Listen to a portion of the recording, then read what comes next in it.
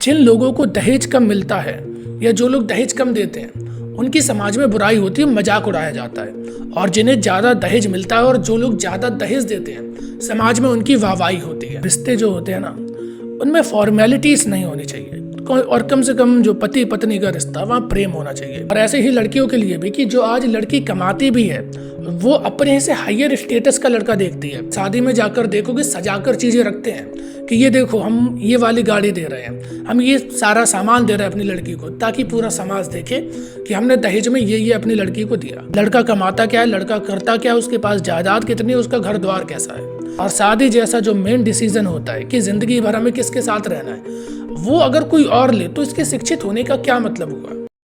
यूँ तो दहेज अच्छा था, लेकिन जब कोई भी चीज़ प्रथा बन जाती है तो वो बिल्कुल वैसा ही हो जाता है जैसे पका हुआ फल सड़ जाता है। क्योंकि प्रथा के पीछे फिर हम लॉजिक नहीं देखते हैं, बस ये देखते हैं कि वो पहले से होता आया तो अब हम भी कर लेते हैं, पहले हमारे पूर्वज करते रहे तो अब हम भी करेंगे। और कब वही दहेज देखते देखते दहेज प्रथा बना और आज वो डिमांड बन के हमारे सामने है। वो डिमांड की अगर उसे पूरी ना करी जाए तो लड़की की पूरी ज़िंदगी खराब हो जाती है। न केवल लड़की की ज़िंदगी खराब होती है बल्कि पूरे ख़ानदान की ज़िंदगी खराब हो जाती है।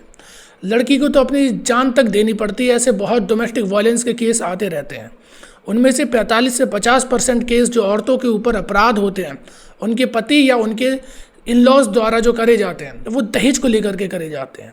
इनमें से कुछ नंबर झूठा भी हो सकता है, मैं मानता हूँ, लेकिन फिर भी मेजॉरिटी ऑफ संख्या इसकी ज़्यादा है। क्योंकि लाशें झूठ नहीं बोलते।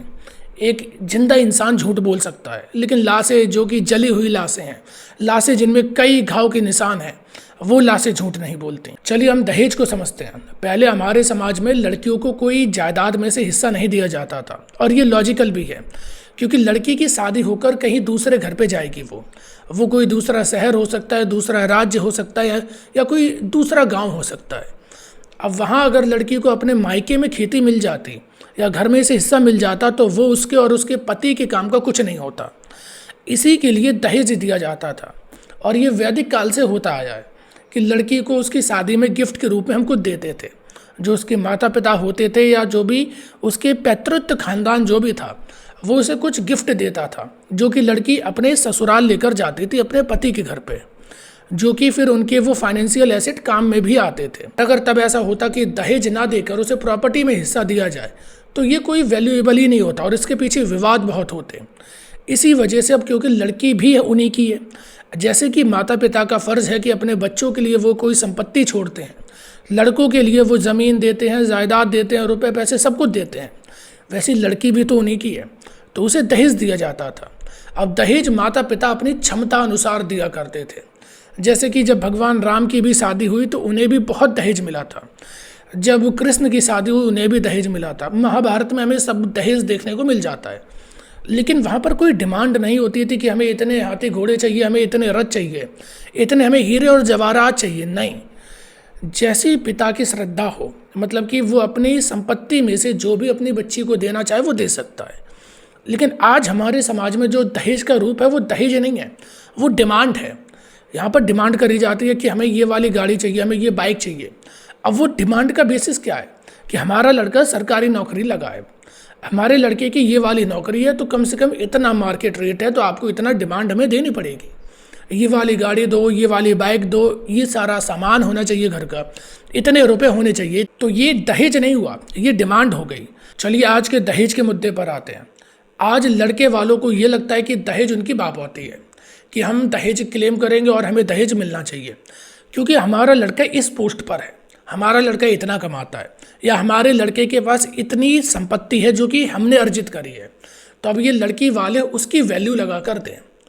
तो पहले तो मैं इतना कहना चाहूँगा कि रिश्ते जो होते हैं ना, उनमें फॉर्मेलिटीज़ नहीं होनी चाहिए, और कम से कम जो पति पत्नी का रिश्ता वहाँ प्रेम होना चाहिए, वहाँ पर ट्रांसपेरेंसी लॉयल्टी होनी चाहिए, वहाँ पर सौदा नहीं होना चाहिए। सौदा तो दुनिया में होता है, लेकिन यहाँ पर गलती लड़की वाले की भी है, क्योंकि लड़की वाला हमेशा देखता है कि मेरी लड़की को मुझसे अच्छा या मेरे लेवल का ही खानदान मिलना चाहिए। अब जब आप वो खानदान देखते हो कि उसके पास रुपए ज़्यादा हो, धन दौलत ज़्यादा हो, जायदाद हो, तो आपको उसकी कीमत भी देनी पड़ती है, क्योंकि आप इंसान नहीं देख रहे हो। आप शादी एक इंसान से नहीं करा रहे हो, आप शादी स्टेटस से करा रहे हो, आप शादी रुपए से करा रहे हो, आप शादी रुतबे से करा रहे हो।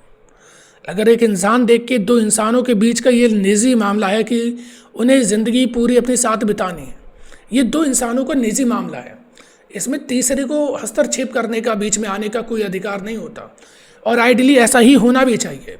पूरा खानदान बैठ के डिसाइड करता है कि वो जाते हैं लड़के के यहाँ देखने के लिए कि लड़के की आदतें कैसी हैं, और आदतें एक बार को छोड़ भी दो, लड़का कमाता क्या है, लड़का करता क्या है, उसके पास जायदाद कितनी है, उसका घर द्वार कैसा है। और फिर लड़के वाले लड़की के यहाँ जाते हैं, देखते हैं कि घर का काम करना आता है कि नहीं आता, नेचर वाइज कैसी है, बस इतनी ही चीज़ें देखी जाती हैं। अब यहाँ पर दो जो लोग थे जिन्हें ज़िंदगी भर साथ रहना है, उनका क्या हुआ? कुछ नहीं हुआ। इसी वजह से ज़्यादातर रिश्तों में दरारें आती हैं, और जो रिश्ते कैसे भी करके घसीट रहे हैं उनकी वजह केवल इतनी है कि एक दूसरे में से कोई भी या दोनों लोग एक दूसरे के ऊपर डिपेंड हैं, और जैसे ही उनकी डिपेंडेंसी ख़त्म होती है वैसे रिश्ता ख़त्म हो जाता है। ये पहले की बातें थी कि जो औरत है वो फाइनेंशियली और सोशली आदमी पे डिपेंड थी, जिसकी वजह से कैसे भी करके मार कुटाई जो भी है सब सह के रिश्ता चलता रहता था। लेकिन आज जैसे ही वुमेन इंडिपेंडेंट हो रही हैं तो डाइवोर्स के केसेस बढ़ते जा रहे हैं। तो इसी वजह से मैं ये समझाना चाहता हूँ, रिश्ता प्रेम से होता है। अब चलिए यहाँ पर समाज की भी बात करते हैं। जिन लोगों को दहेज कम मिलता है या जो लोग दहेज कम देते हैं उनकी समाज में बुराई होती है, मजाक उड़ाया जाता है। और जिन्हें ज़्यादा दहेज मिलता है और जो लोग ज़्यादा दहेज देते हैं समाज में उनकी वाहवाही होती है। जैसे कि एक लड़का है, उसे अगर कम दहेज मिलता है तो लोग यही कहते हैं कि इसकी जायदाद कुछ नहीं है, घर द्वार कुछ नहीं है, या ये कुछ करता नहीं है, बेसिकली ये कुछ कमाता नहीं है, इस वजह से इसे दहेज कम मिला है।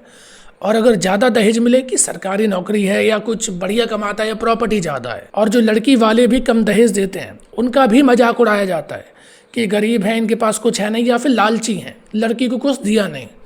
और जो लोग ज़्यादा दहेज देते हैं तो उनकी वाहवाही होती है। वो लोग पूरा अगर शादी में जाकर देखोगे सजाकर चीज़ें रखते हैं कि ये देखो हम ये वाली गाड़ी दे रहे हैं, हम ये सारा सामान दे रहे हैं अपनी लड़की को, ताकि पूरा समाज देखे कि हमने दहेज में ये अपनी लड़की को दिया। तो हम क्या कर रहे हैं, इन चीज़ों को हम बढ़ावा दे रहे हैं।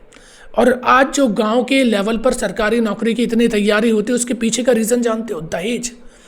कि अगर ग्रुप डी की भी नौकरी मिल गई, जो हवलदार कांस्टेबल वगैरह होते हैं, कांस्टेबल हवलदार तो भी बड़ी हो गई, अगर एक छोटे से आप कांस्टेबल भी पुलिस के बन जाते हो 20 लाख रुपए सीधा सीधा आपको मिल जाता है, सामान मिलता है, और बाकी की ऊपर की चीज़ें अलग मिलती हैं। और अगर आप कोई बड़े ऑफिसर बन जाते हो, आईएएस ऑफिसर बने, तो करोड़ों की डील होती है, और डायरेक्ट मंत्री और मिनिस्टर होते हैं उनसे डील होती है। तो ये है हमारे यहाँ आज डिमांड का रूप, जिसे कि हम दहेज का नाम दे रहे हैं। दहेज गलत नहीं है, डिमांड गलत है। अब चलिए बात करते हैं कि हम इसे ख़त्म कैसे कर सकते हैं। हमारी सारी सरकारें, सारे एनजीओ सब थक चुके हैं कि हम दहेज को कैसे ख़त्म करें, क्योंकि दहेज प्रॉब्लम नहीं है। प्रॉब्लम आप जब उनकी जड़ में जाओगे तो आपको पता पड़ेगा पूरा सोशल स्ट्रक्चर ही ऐसे ही बना है। तो हमें पूरे समाज को बदलने की ज़रूरत है, उसकी विचारधारा को बदलने की ज़रूरत है। उन्हें सोचने समझने की हमें शक्ति देनी है, जिससे कि वो समझ सकें कि सही क्या है, गलत क्या है। क्योंकि जो चीज़ गलत है आज वो उसी को फ्रेस कर रहे हैं।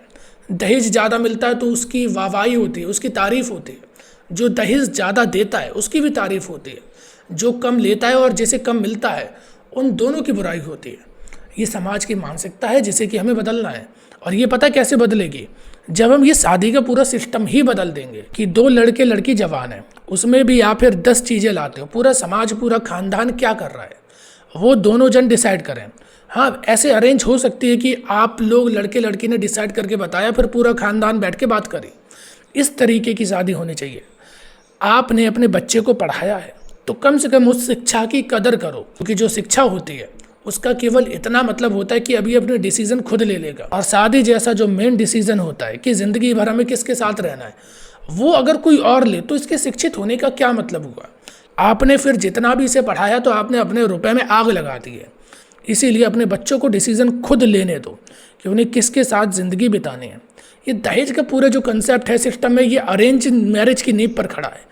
अरेंज मैरिज एक बार जैसी ख़त्म, ये पूरा अपने आप ख़त्म हो जाएगा। और ऐसे ही लड़कियों के लिए भी कि जो आज लड़की कमाती भी है वो अपने से हायर स्टेटस का लड़का देखती है, जिसकी जॉब प्रोफाइल उससे ज़्यादा हो, जिसके पास सैलरी या जिसके पास प्रॉपर्टी उस लड़की से ज़्यादा हो। तो जब आप किसी भी मटेरियलिस्टिक गोल को देखकर कोई भी काम करोगे तो उसका रिजल्ट भी आपको मटेरियलिस्टिक ही मिलेगा। इसीलिए 2 निजी व्यक्तियों की बात है, उसमें अगर 2 व्यक्ति भी साथ में आ रहे हैं तो उन्हें भी समझना होगा कि आप फिर जितने भी मटेरियलिस्टिक चीज़ एक इंसान के पास हो सकती है, लुक्स वाइज, प्रॉपर्टी वाइज, दोनों को एक दूसरे की वो छोड़नी होगी, तब आप एक दूसरे की प्योर सोलमेट बन सकते हो। और तभी ये जो समाज की बुराई है ये ख़त्म हो सकती है। समाज की हर बुराई केवल और केवल प्रेम से ही ख़त्म हो सकती है। उसमें फाइनेंशियल कंडीशंस का और लॉ एंड ऑर्डर का कोई भी लेना देना नहीं होता। इन चीज़ों से थोड़ी बहुत बेहतर हो सकता है, 100% रिजल्ट केवल आपको प्रेम से ही मिलेगा।